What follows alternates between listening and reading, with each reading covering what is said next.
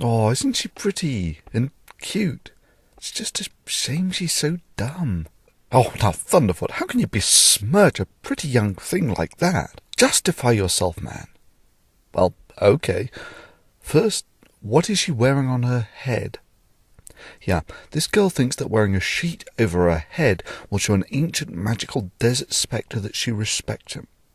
But shouldn't we respect her faith and religion? Well, no. Simply no. And I'll tell you why. You see, all cults and religions put up these barriers to make it harder to leave. They have repetitive rituals that socially make it hard to leave the religion, and I have to give it to it, Islam is king when it comes to these barriers. For instance, wear a sheet on your head and it will show an ancient magical desert genie that you respect him. And if you don't, you are instantly recognisable as a social pariah. I mean, come on, why would an all-powerful God really care about what you wear on your head? Or shaving is evil and growing a beard will please the ancient desert magical pixie. And of course, not conforming will make you instantly recognisable as a social pariah. But come on, why would a powerful God actually care what happens to what comes out of the hair follicles on your face? Or get down on your knees 5 times a day. After all, praying 5 times as often might not be any more effective than a prayer convention in Texas praying for rain. But damn, 5 times a day makes it virtually impossible for your typical herding human to escape the claws of the religion. And then, of course, leave Islam and we will kill you. What is the penalty for leaving the Muslim faith? To be honest, I cannot back that point up. Dr. Mukadam, what is the penalty for apostasy? And, before... We keep coming down this apostasy. Well, Give us a quick answer on what is the penalty for apostasy, and we'll come and do it. You very well know, if it's an Islamic country, then the Sharia is very clear.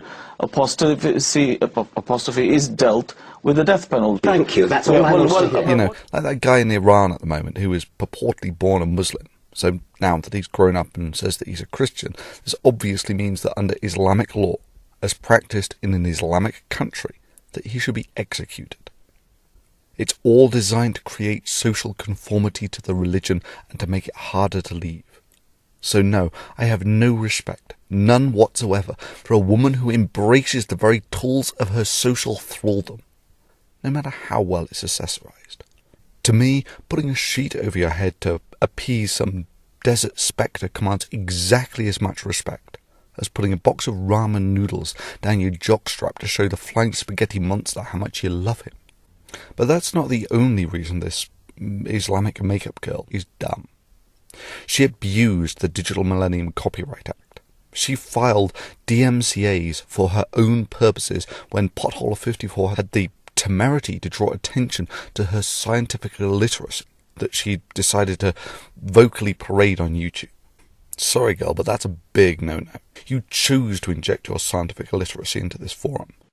But first and foremost, I'm a scientist with a first-class honours degree in human biology from a top British university.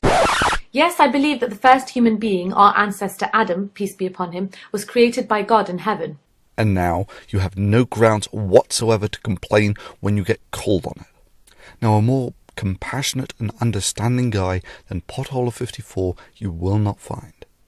But I'm not Potholer. Indeed, for me, this free and open forum thing is one of those black and white, never compromise type issues. Never compromise. Not even in the face of Armageddon. That's always been the difference between us, Daniel. You see, when you filed those DMCAs, you claimed under penalty of perjury, a criminal offence, that you owned the copyright.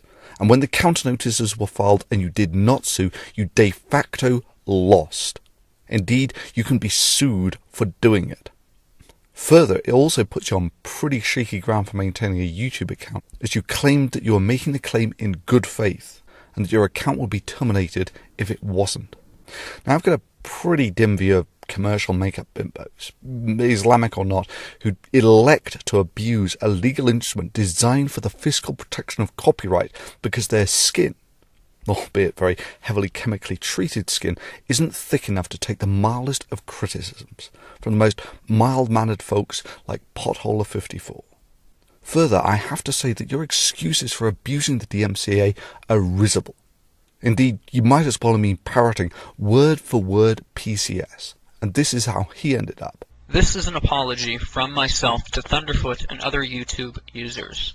I confirm that the contents of this apology are true and accurate. My username on YouTube is VenomFangX. As many of you may know, there has been a dispute between Thunderfoot and myself over the past few weeks. We have resolved that dispute, and as part of the resolution, I am here to express my regret for the misuse of the Digital Millennium Copyright Act to serve takedown notices in relation to a number of Thunderfoot's videos on YouTube. Now, if you and your staff had just admitted that you got it wrong and that you'd abused the DMCA out of naivety, I could have let this one slide and we could have chalked it up to Allah giving you bad advice because he wasn't up to speed on modern copyright law or something. But that's not what happened. You acted like you'd done nothing wrong. And that's bull. And it sets a lousy precedent. And that's why I'm making this video. So you can file a DMCA against this video in bad faith if you want. And when you lose the counter notice, we will see if YouTube makes good on its promise to terminate the accounts of those who persistently abuse the legal instrument of the DMCA.